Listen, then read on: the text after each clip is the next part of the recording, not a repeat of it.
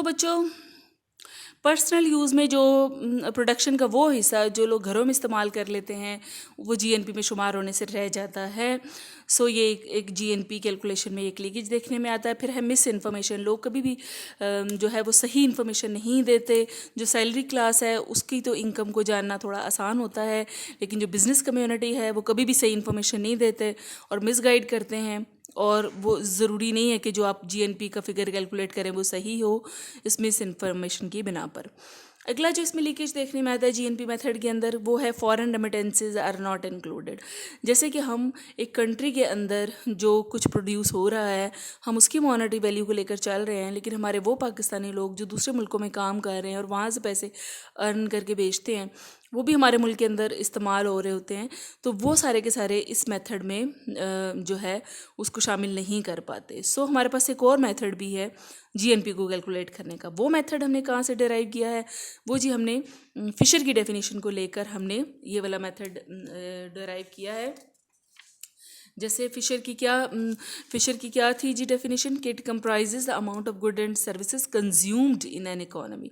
कि जितनी भी चीज़ें कंज्यूम की गई हैं एक इकोनॉमी के अंदर, अगर उन सबको जमा कर लें तो हमारे पास नेशनल इनकम का फिगर आ जाएगा। अच्छा जी, जो एक्सपेंडिचर होते हैं, जो स्पेंडिंग्स होती हैं, जो अखराजात होते हैं इकोनॉमी के अंदर पूरे साल के अंदर, वो मुख्तलिफ लोगों, मुख्तलिफ ग्रुप ऑफ पीपल की तरफ से आएंगे। सबसे पहले प्राइवेट कंजम्पशन है जो कॉमन मैन करता है, जो आप और मैं हम सब पैसे जो खर्च करते हैं वो सारे के सारे प्राइवेट कंजम्पशन में आ जाते हैं।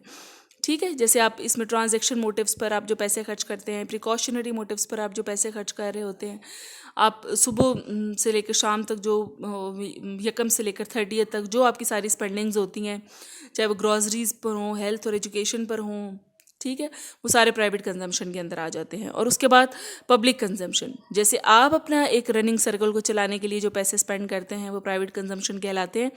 इसी तरह से गवर्नमेंट भी अपने एक रनिंग सर्कल को चलाने के लिए, रोज़मर्रा की रूटीन को चलाने पर जो पैसे खर्च करती है, चाहे उसमें वो अपने सेनेट के इजलास पर जो पैसे खर्च कर दे, या वो अपनी जो है वो सारी मशीनरी को, जैसे है पुलिस का डिपार्टमेंट है और अदलिया है, हेल्थ एजुकेशन है, और इनके तमाम स्टाफ की सैलरीज़ हैं, और तमाम ये जो चीज़ें हैं ये पब्लिक कंजम्पशन के अंदर आएंगी। मतलब ये कि जो एक सर्कल को चलाने पर जो पैसे खर्च होते चले जाते हैं गवर्नमेंट के, वो पब्लिक कंजम्पशंस कहलाती हैं। उसके बाद दूसरा ग्रुप ऑफ कंजम्पशन है, एक्सपेंडिचर्स है, जो कि है इन्वेस्टमेंट का। इस ग्रुप के अंदर भी इन्वेस्टमेंट को भी दो हिस्सों में हम स्प्लिट कर देते हैं। एक है प्राइवेट इन्वेस्टमेंट और दूसरी है पब्लिक इन्वेस्टमेंट। प्राइवेट इन्वेस्टमेंट फिर दोबारा अगेन वही कि जो आप और मैं, मतलब हम जैसे जो आम लोग जो प्राइवेट इन्वेस्टमेंट करते हैं, या इवन प्राइवेट सेक्टर के अंदर लोग बड़ी बड़ी फैक्ट्रियाँ लगाते हैं, जो भी मतलब इंडिविजुअल कैपेसिटी के अंदर रहते हुए लोग जिस भी तरह से इन्वेस्टमेंट करते हैं वो प्राइवेट इन्वेस्टमेंट कहलाती है। पहली बात तो ये कि इन्वेस्टमेंट होती क्या है? इन्वेस्टमेंट क्या होती है कि कोई नई चीज़ आप ऐड करते हैं, ठीक है, अपने कैपिटल एसेट्स के अंदर जो है एक नई चीज़ का एडिशन करते हैं। और कैपिटल क्या होता है? हर वो चीज़ जो पैसे अर्न करती है उसको हम कैपिटल कहते हैं। और कैपिटल के को जब आप रेस करते हैं, जब आप कैपिटल के अंदर कोई एडिशन करते हैं तो वो इन्वेस्टमेंट होता है। ये एडिशन जब आम लोग करते हैं, अपनी इंडिविजुअल कैपेसिटी में करते हैं, तो वो प्राइवेट इन्वेस्टमेंट होती है। और यही एक्सपेंडिचर्स जो कि कैपिटल में एक एडिशन होते हैं, जब वो गवर्नमेंट करती है तो वो पब्लिक इन्वेस्टमेंट हो सकती है, पब्लिक इन्वेस्टमेंट होती है। इसकी एग्जांपल हो सकती है कि जैसे एक मेट्रो बनाई जा रही है, नई अगर कोई मेट्रो बनाई जा रही है, नया कोई मोटरवे बनाया जा रहा है, नया डैम बनाया जा रहा है, या कोई नया हॉस्पिटल बनाया जा रहा है, या कोई नया स्कूल और कॉलेज बन रहा है, तो वो सारे के सारे पब्लिक इन्वेस्टमेंट के अंदर शामिल हो जाएंगे। उसके अलावा जो अगली एक जो स्पेंडिंग हो रही होती है हमारी इकोनॉमी के अंदर, हमारे कंट्री के अंदर, वो है फॉरेन इन्वेस्टमेंट।